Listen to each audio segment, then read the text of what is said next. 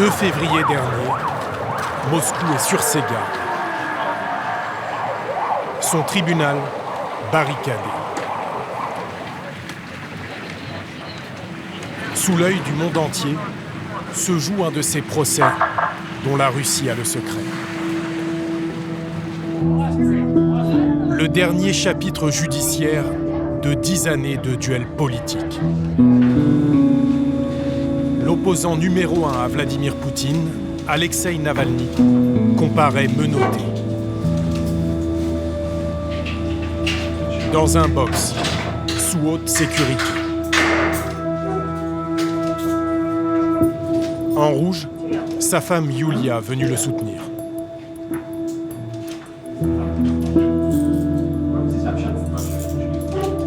Déjà condamné pour fraude dans un procès purement politique selon l'Union européenne, il s'apprête à recevoir sa sentence.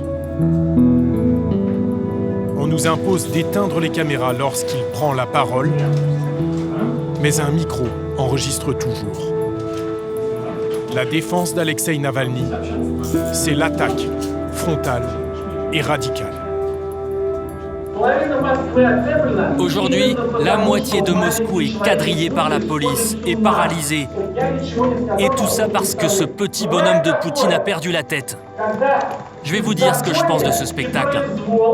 Il arrive que l'absence de justice se retrouve au cœur d'un système politique. Mais il y a pire encore, quand l'illégalité et l'arbitraire se déguisent en procureur et en juge. Une parodie de justice, selon lui, mais la peine est bien réelle. Alexeï Anatolievitch Navalny, vous êtes condamné à une peine de colonie pénitentiaire. 2 ans et 8 mois de prison ferme. Le prix à payer pour qui veut dynamiter le système. Dès l'annonce de son emprisonnement ce soir-là, la colère s'empare d'elle.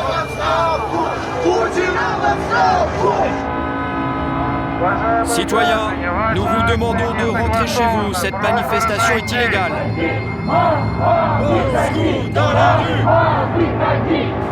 En Russie, les manifestations politiques sont généralement interdites. Et toujours risquées. Ce soir-là, plus d'1 millier de personnes sont arrêtées. Un défi sans précédent lancé au Kremlin par un homme à la détermination de faire, un opposant que rien ne semble arrêter. Avocat de 44 ans, Alexeï Navalny fait irruption sur la scène politique russe en décembre 2011. Le vrai pouvoir appartient au peuple. Et déjà, il galvanise les foules autour d'un objectif. Il veut déloger le locataire du Kremlin. Poutine a peur de perdre sa popularité. Quoi qu'il en coûte.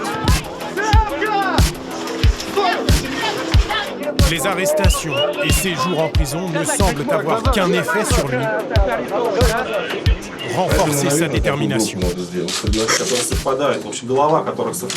Le motif principal de mon engagement, c'est la haine de ce pouvoir, de ceux qui le composent, en particulier Vladimir Poutine, qui a créé un régime d'escrocs et de voleurs. Il fait de la lutte contre la corruption son credo et rassemble 27% des voix au municipal de 2013 à Moscou, juste derrière le candidat du pouvoir, du jamais vu pour un opposant. Et cela le place directement dans le viseur du Kremlin. C'est alors que la machine judiciaire s'attaque à lui. Avec son frère Oleg, il est condamné pour fraude au terme d'un procès inéquitable selon la Cour européenne des droits de l'homme. Sursis pour Alexeï, prison ferme pour son petit frère. J'ai honte. Je ne comprends pas pourquoi vous le mettez en prison. C'est quoi cette procédure ? C'est pour me blesser que vous vous attaquez à lui ? Navalny est placé sous contrôle judiciaire avec interdiction de quitter la Russie. Mais il continue à sillonner le pays. En campagne pour la présidentielle de 2018, il est la cible d'une attaque aux Ilianka.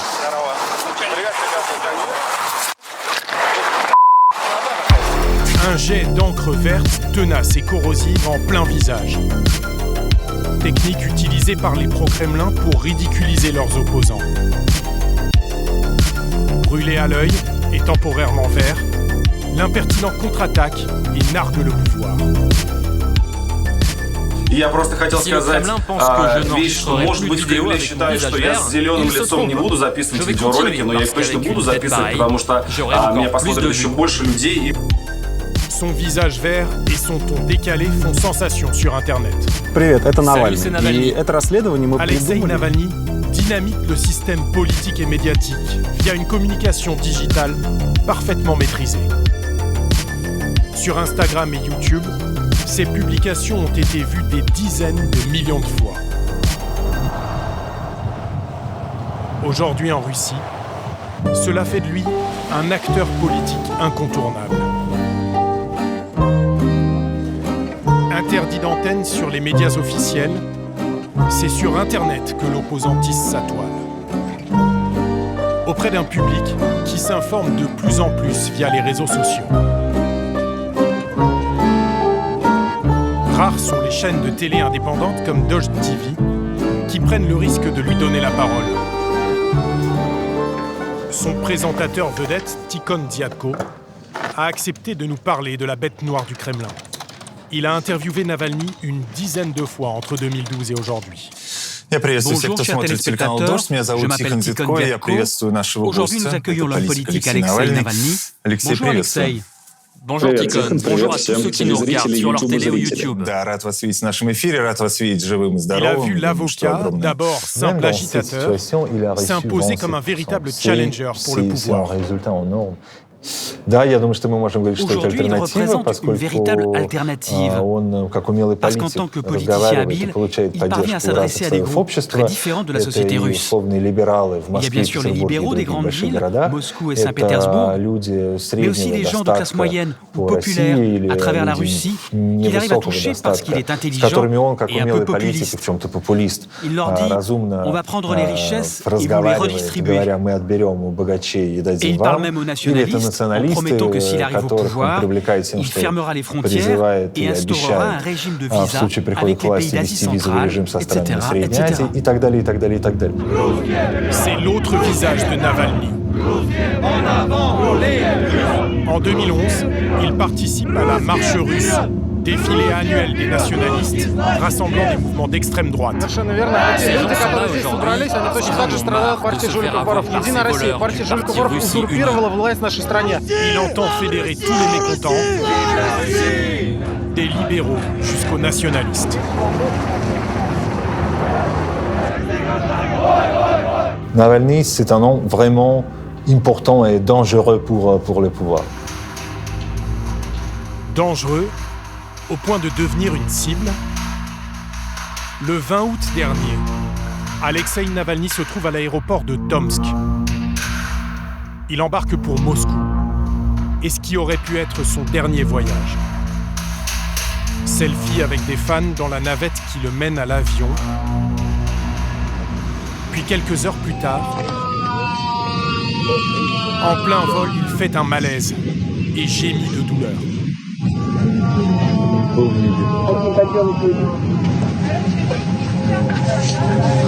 Son état se dégrade rapidement. L'avion atterrit en urgence.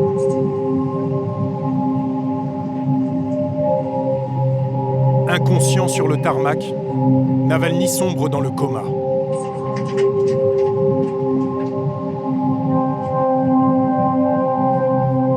Ses partisans sont persuadés qu'il a été empoisonné. Les médecins russes se dépêchent de démentir. Le diagnostic d'empoisonnement a été définitivement écarté sur la base de l'expertise chimico-toxicologique. Mais 48 heures plus tard, à la demande de sa femme, Navalny est évacué vers l'Allemagne.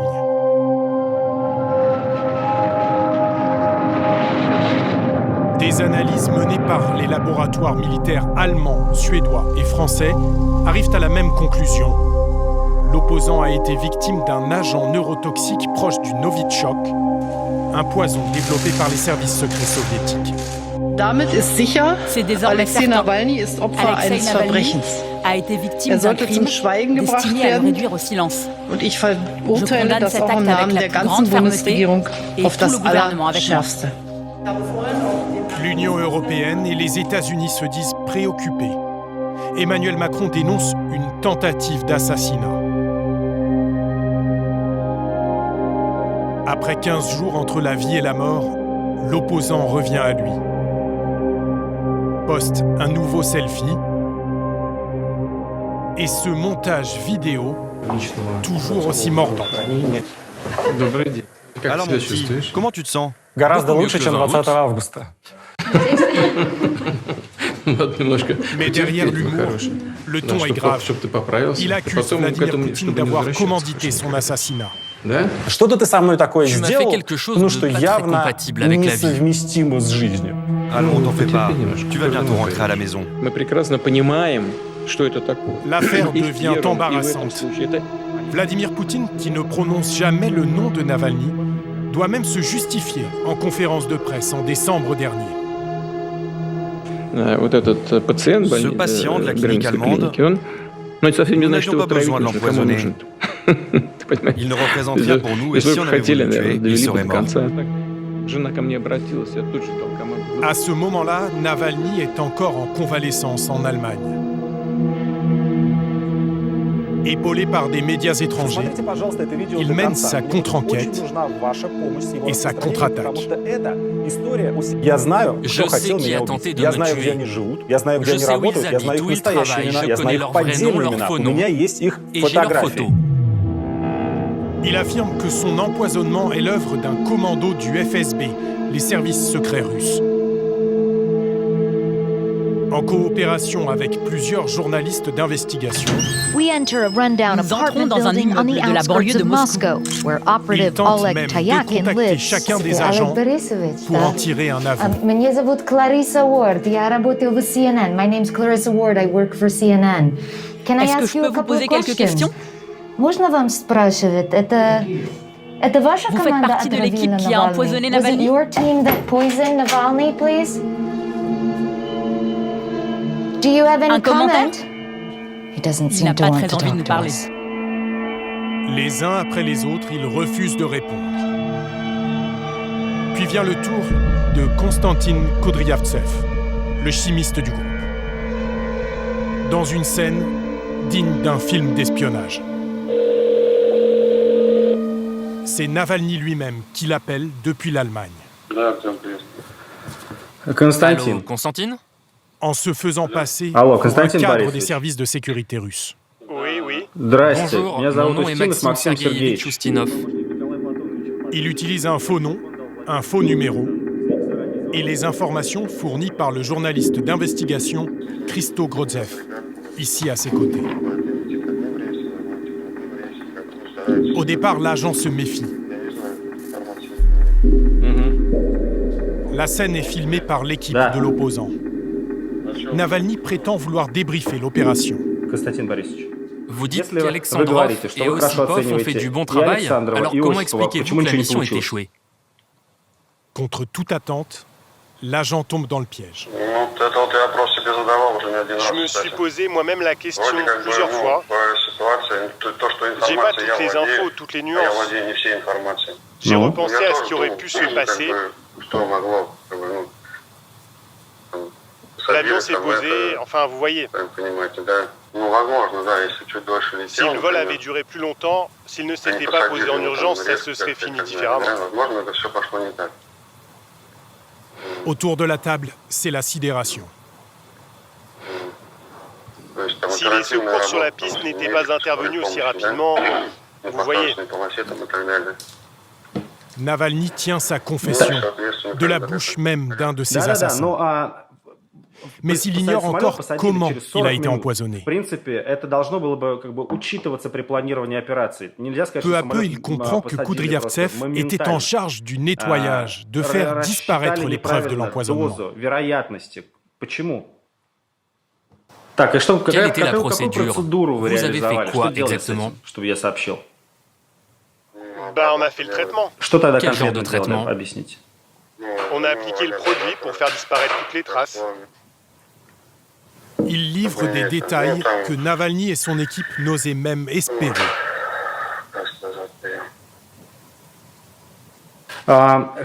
Et sur quelle partie de ces vêtements vous vous êtes concentré pour le nettoyage? Qu'est-ce qui comportait le plus de risques?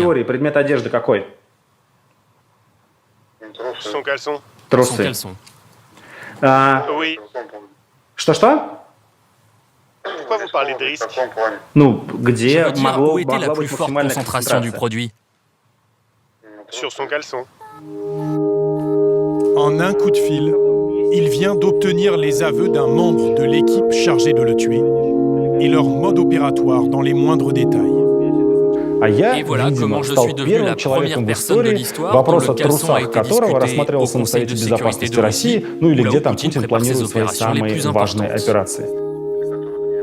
Christo Grodzev, le journaliste qui était à ses côtés pendant l'entretien, a accepté de nous raconter les coulisses de cette séquence hors norme. C'est lui qui avait obtenu l'identité et l'historique des déplacements d'agents du FSB spécialisés dans les armes chimiques. Nous le joignons en visioconférence. On s'est aperçu que 6 membres de l'Institut de criminologie du FSB avaient voyagé dans l'ombre de Navalny sur pas moins de 34 destinations. Ça ne pouvait pas être une coïncidence. Impossible. La probabilité pour que ce soit un hasard est de 0. Après leur coup de bluff au FSB, Navalny annonce à Christo qu'il veut rentrer en Russie. Вы сами как оцениваете работу оперативных сотрудников? J'en ai parlé avec lui. Je lui ai dit, bon, peut-être qu'ils vont t'arrêter pour une semaine avant de te relâcher. Et il m'a dit, non, tu ne comprends pas. Si je suis emprisonné, et je le serai, ce sera pour des années. Il ne se faisait aucune illusion. Il savait ce qui l'attendait. Du coup, je lui ai dit, mais pourquoi rentrer alors? Et il m'a dit, je n'ai pas le choix. Si je reste ici, je suis fini politiquement. On dira que j'ai peur, et je ne veux pas être perçu comme quelqu'un qui a peur. Alors le 17 janvier, entouré d'une nuée de journalistes, l'opposant quitte l'Allemagne et prend un billet retour pour Moscou.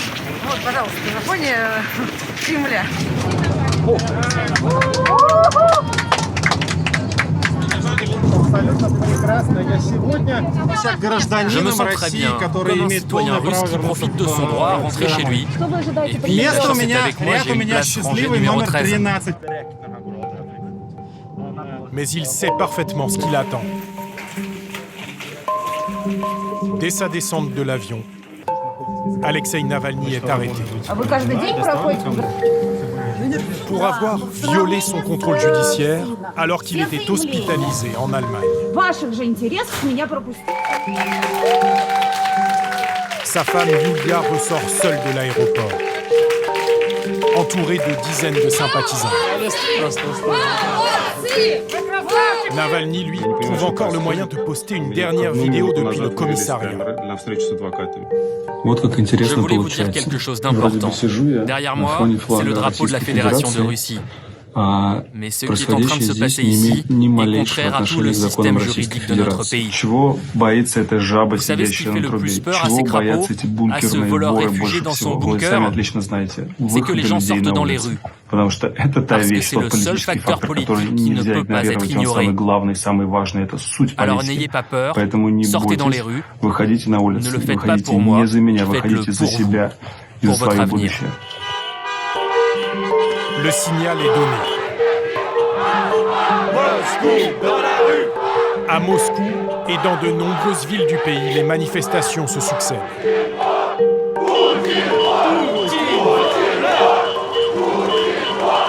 Toujours pacifiques, Mais la police est parfois débordée.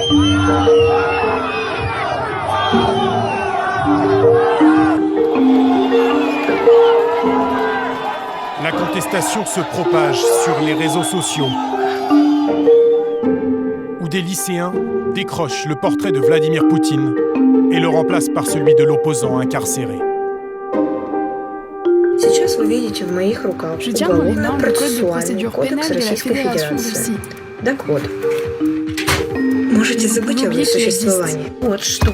Voilà ce que la Russie en a fait ces derniers jours. Cette contestation continue malgré l'emprisonnement du leader. Car derrière Alexeï Navalny, une petite équipe poursuit le combat. Vitali Kolesnikov travaille au sein de la fondation anticorruption créée par Navalny. Une organisation qui dénonce les fonctionnaires corrompus à tous les niveaux de l'État. Il nous a donné rendez-vous dans leurs locaux, au dernier étage de cet immeuble en banlieue de Moscou. On va prendre cet ascenseur. Il faut parfois l'attendre longtemps. Alors prenons le premier. Mais en fait, c'est pratique. Quand les policiers débarquent pour fouiller nos bureaux et que quelqu'un les voit au rez-de-chaussée, ils nous envoient une photo des policiers et parfois, on a le temps de prendre nos affaires avant qu'ils arrivent et d'aller travailler ailleurs. Car c'est d'ici que partent la plupart des vidéos coups de poing et des enquêtes menées par Navalny et son équipe. Voici l'installation la plus secrète et gardée de Russie, sans exagération. Leur dernier fait d'armes, cette enquête sur le somptueux palais que Vladimir Poutine se serait fait construire, selon eux, en détournant des fonds publics.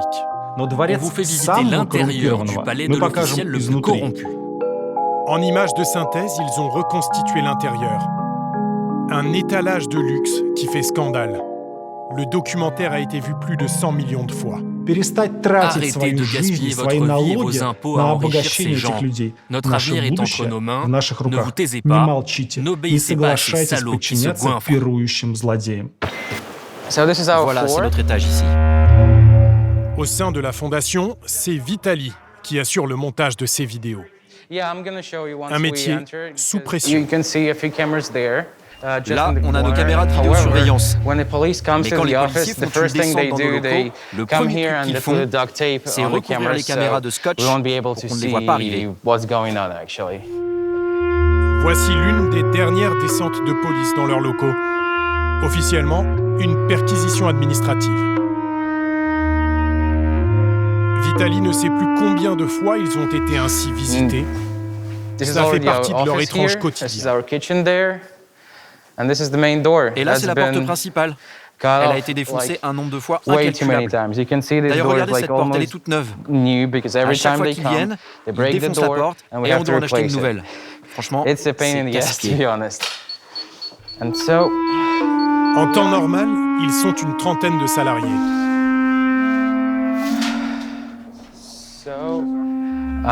Normalement, ici, il y a des gens partout. La plupart aujourd'hui sont en télétravail. Et ce n'est pas seulement à cause du coronavirus.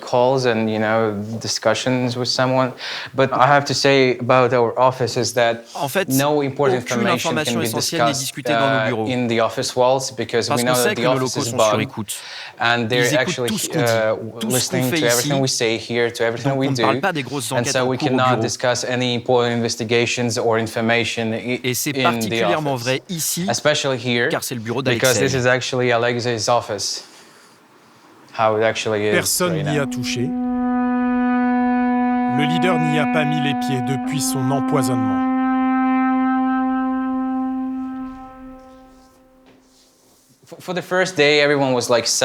Le lendemain de sa condamnation, on était tous tristes et en état de choc.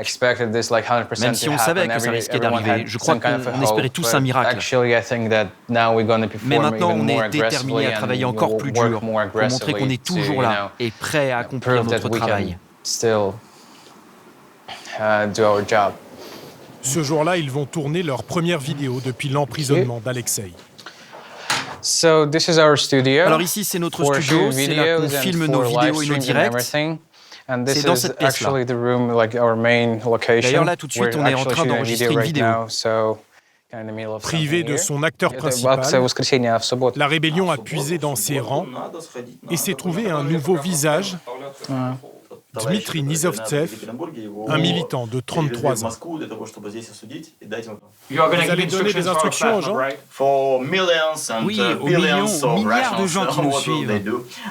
J'irai peut-être en prison après ça, mais bon, pas de problème. J'ai dit à ma mère, qu'est-ce qu'on fait si je suis arrêté? Et elle m'a dit, prépare ton sac, prépare-toi. Et si tu es arrêté, on t'attendra. Alors si même ma mère n'a pas peur, Le 14 février à 20h, sortez de chez vous si vous soutenez Navalny et allumez vos lampes sur vos téléphones. C'est exactement ce qu'il cherchait. Même les mains liées, alors que sa condamnation vient d'être confirmée en appel et sa peine ramenée à 2 ans et demi de prison, Navalny continue de mettre la jeunesse dans la rue.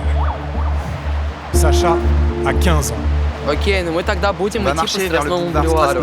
Насколько я знаю, там уже жесть началась. Il est en route vers un rassemblement interdit qui pourrait le conduire en prison. Там сейчас 2000 человек. Мне очень страшно, но mais en Russie, dans le contexte actuel, в такой ситуации la peur fait partie du jeu. Это игра по правилам. Ils cherchent à nous faire peur. То есть страх — это то, чего от тебя хотят. Et moi, je ne veux pas laisser ce pouvoir corrompu faire ce qu'il veut de moi. Я не хочу делать то, что от меня хочет коррумпированная бандитская власть. Ce n'est pas une crise d'adolescent. Il est ici avec la bénédiction de son père, Yevgeny.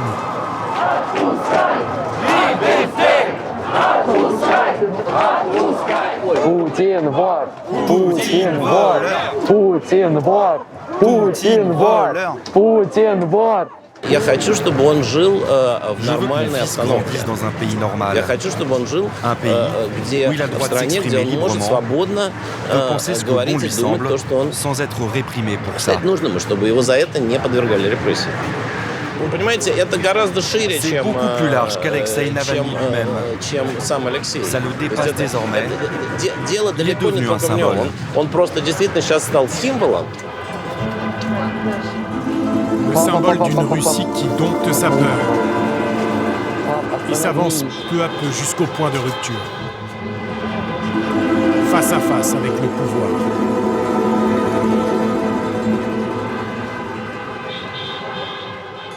Il est trop tôt pour dire si ces quelques lumières dans l'hiver moscovite seront un feu de paille ou l'étincelle qui embrasera tout le pays dans une nouvelle révolution.